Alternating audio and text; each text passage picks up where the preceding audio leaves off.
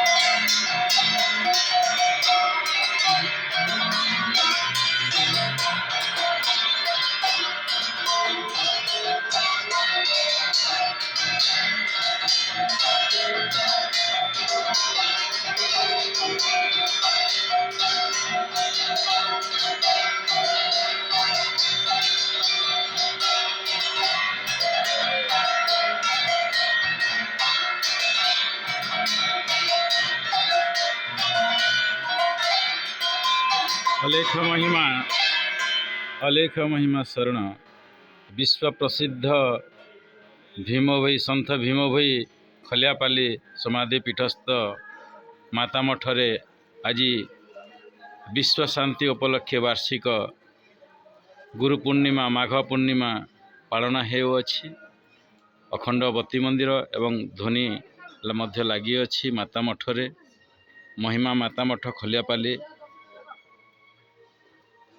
आपण मैंने आज से विश्वपिता उद्देश्य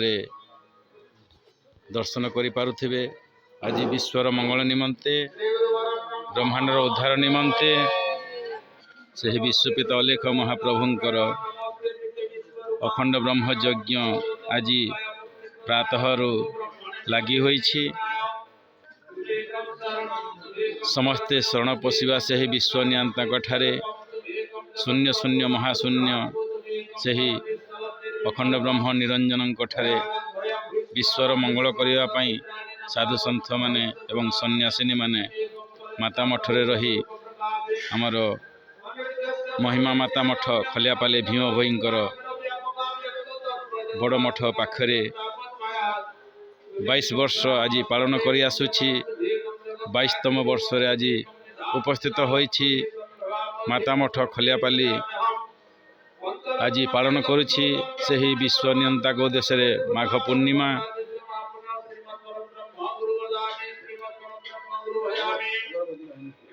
उपस्थित आमर साधु सन्थ माने मध्य आसिचंती जगत भगत समस्त उपस्थिति आज विश्व शांति अखंड ब्रह्मयज्ञ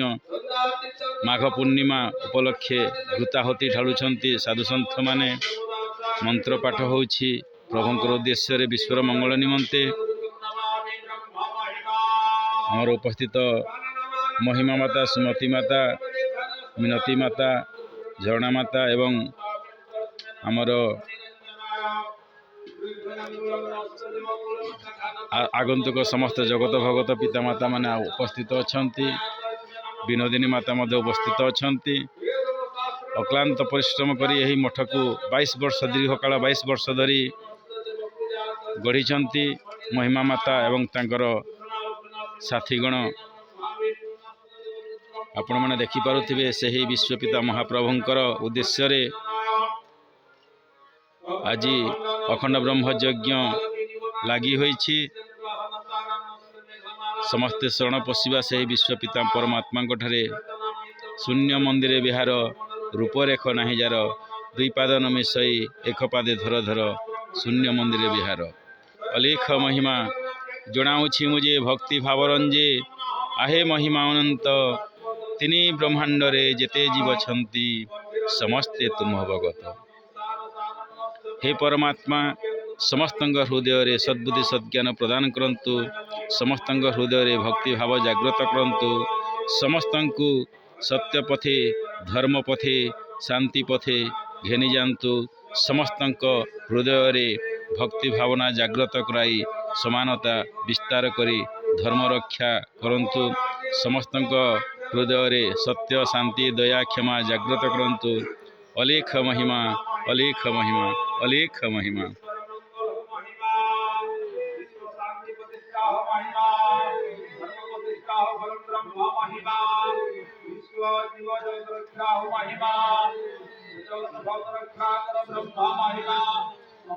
मंगलमय हो ब्रह्मा महिमा